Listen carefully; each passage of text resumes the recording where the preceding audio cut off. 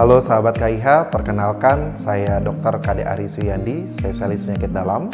Saya dokter spesialis penyakit dalam bertugas di Rumah Sakit Kasih Ibu Kedonganan, Jimbaran, Bali. Dalam kesempatan kali ini saya akan membahas mengenai puasa aman bagi penderita GERD.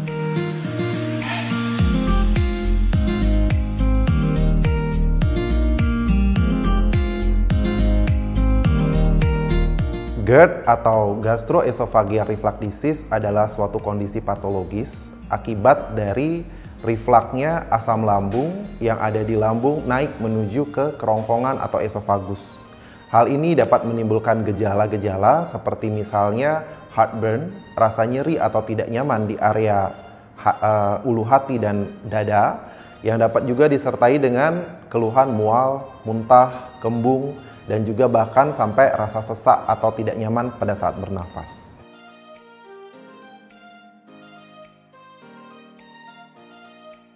Faktor risiko seseorang dapat mengalami GERD diantaranya adalah kegemukan, kemudian hormonal, di mana bisa terjadi pada pasien-pasien ibu yang sedang hamil, yaitu dapat mempengaruhi kekuatan dari sphincter atau bagian yang menjaga dari refluksnya asam lambung tersebut.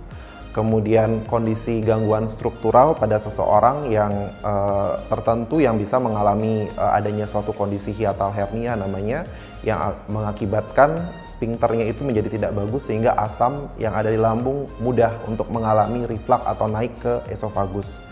Kemudian kegemukan dengan obesitas itu juga dapat meningkatkan risiko.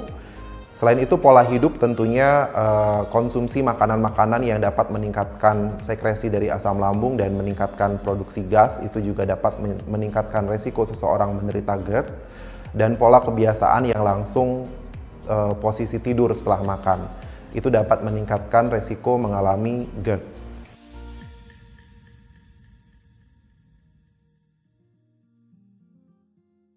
Baik, tentunya ini menjadi pertanyaan bagi banyak sekali penderita GERD di bulan Ramadan seperti ini, apakah boleh atau tidak untuk menjalani ibadah puasa, karena ditakutkan mungkin puasa dapat menyebabkan peningkatan asam lambung dan memperparah kondisi GERD yang diderita.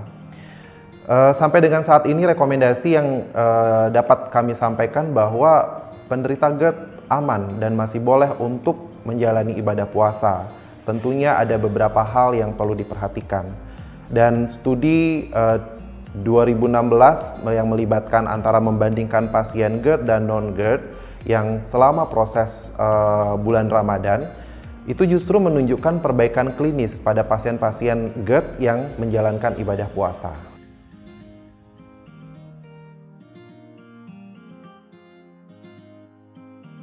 Bagaimana seorang penderita GERD justru menunjukkan perbaikan gejala klinis pada saat menjalani ibadah puasa? Hal pertama yang dapat menjadi alasan adalah pola makan yang lebih teratur pada saat puasa, di mana jam untuk sahur dan berbuka itu on time, kemudian tidak adanya periode snack atau cemilan yang tidak sehat di siang hari.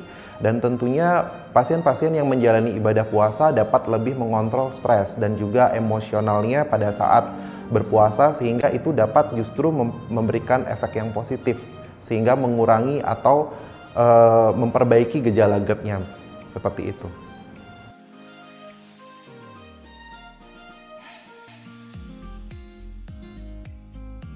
Baik, beberapa hal yang perlu diperhatikan oleh penderita GERD pada saat menjalani ibadah puasa adalah: 1. Jangan pernah melewatkan sahur. Jadi apabila waktu sahur terlewat, sebaiknya kami tidak menyarankan untuk puasa. Jadi tetap harus sahur. Kemudian memilih makanan pada saat sahur ataupun berbuka, pilihlah makanan yang clean, yang diolah secara baik. Yang kami rekomendasikan adalah sebaiknya tidak terlalu berlemak, tidak terlalu berminyak, jadi lebih bagus diolah secara direbus, dikukus, ataupun dengan air fryer. Kemudian yang ketiga, porsi makan tidak boleh terlalu banyak. Kemudian karena apabila porsi terlalu besar itu justru akan membebani kerja lambung kembali dan justru akan memicu ataupun memperburuk gejala GERD. Kemudian yang berikutnya adalah memilih menentukan jenis makanan yang dikonsumsi itu sebisa mungkin adalah makanan-makanan yang tidak memicu peningkatan sekresi asam lambung, seperti misalnya makanan-makanan yang berlemak, daging yang terlalu banyak, kemudian makanan-makanan yang bisa memicu produksi gas seperti misalnya kol ataupun misalnya nangka, seperti itu kami tidak rekomendasikan. Dan juga untuk minumannya, hindari minuman yang tinggi kafein seperti misalnya kopi, teh yang pekat, ataupun minuman coklat. Kemudian selalu membiasakan untuk tidak mengambil posisi tidur setelah makan. Paling tidak 3 jam itu adalah waktu yang direkomendasikan. Jadi setelah makan, usahakan untuk 3 jam setelah makan tidak posisi tidur. Itu juga akan mencegah reflux dari asam lambung. Jadi mungkin hal-hal seperti itu yang sangat perlu diperhatikan oleh penderita GERD pada saat menjalani ibadah puasa. Dan tentunya apabila muncul gejala pada saat misalnya puasa, selama puasa muncul mual, muntah, nah itu sebaiknya memang puasanya dihentikan, di stop, karena harus ditangani dulu dan konsultasikan dengan dokter spesialis penyakit dalam terdekat sebelum melanjutkan kembali puasanya. Dan sebelum berpuasa pun saya merekomendasikan untuk mengkonsultasikan kondisi terkait kondisi GERD yang sekarang dialami sehingga bisa menjalani puasa yang aman dan tentunya tidak menimbulkan perburukan dari gejala GERD itu sendiri. Dan tentunya tips berikutnya yang terakhir adalah selalu mengelola stres dengan baik, dan tentunya pada saat puasa itu secara langsung menjalankan ibadah tentunya dapat lebih mengontrol emosi dan juga stres yang ada di dalam kehidupan sehari-hari.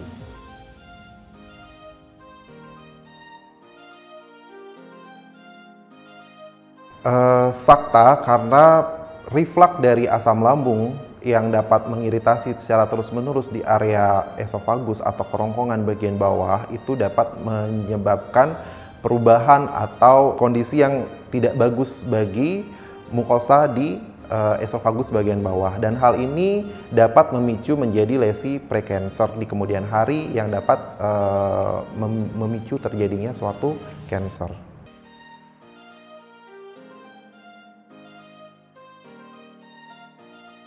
Sebenarnya ini termasuk fakta, walaupun sebenarnya kejadiannya kecil. Jadi GERD itu sendiri di mana reflux dari asam lambung yang jika tidak tertangani dengan baik dalam jangka waktu lama itu dapat menyebabkan perubahan struktur dari mukosa di esofagus. Dan ini dapat memicu kejadian kanker atau lesi prekanser di kemudian hari. Akan tetapi kasus ini cukup kecil, hanya sekitar 1% yang dilaporkan bisa terjadi pada orang GERD di kemudian hari bisa menjadi kanker. Dan sejauh ini untuk data di Indonesia belum ada yang mendukung untuk itu terkait dengan kejadian kanker akibat GERD. Akan tetapi jika GERD ini tidak diatasi dengan baik tentunya dapat memicu kejadian kanker itu sendiri.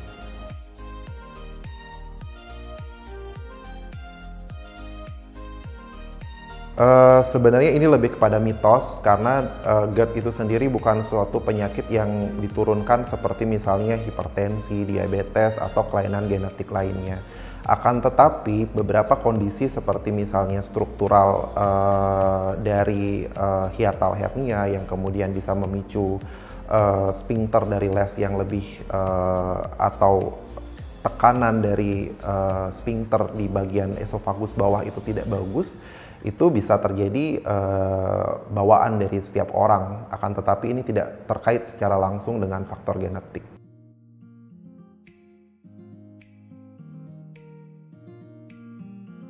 Sebenarnya ini juga suatu mitos, karena pada kondisi misalnya pada orang-orang yang memang memiliki bawaan gangguan di sphincter itu dapat mengalami gejala GERD. Akan tetapi misalnya kejadian GERD ini memang lebih banyak ditemukan pada populasi dewasa, di mana pola hidup yang tidak baik dari segi makanan, kemudian kebiasaan-kebiasaan merokok, kemudian kegemukan, kemudian kebiasaan segera berbaring setelah makan, itu yang dapat meningkatkan kejadian dari GERD. Akan tetapi beberapa kasus dilaporkan juga GERD tidak hanya pada populasi dewasa. Baik sahabat KIH, demikian tadi beberapa hal yang mungkin saya bisa sampaikan terkait GERD, dan tentunya bagi sahabat KIH yang menjalankan ibadah puasa yang memiliki GERD sehingga lebih bisa untuk menjalankan ibadah puasa secara lebih baik dan tentunya keluhan GERD tidak muncul.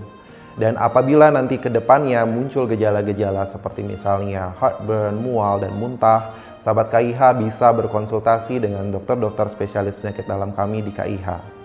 Dan tetap selalu jaga kesehatan, perhatikan pola makan, kemudian jika diperlukan dapat mengkonsumsi obat-obatan untuk dapat mengurangi gejala dari GERD. Dan tentunya tetap selalu berpikir yang sehat, menjaga pola hidup sehat, dan semoga selalu semua dalam lindungan dari Tuhan Yang Maha Esa. Terima kasih.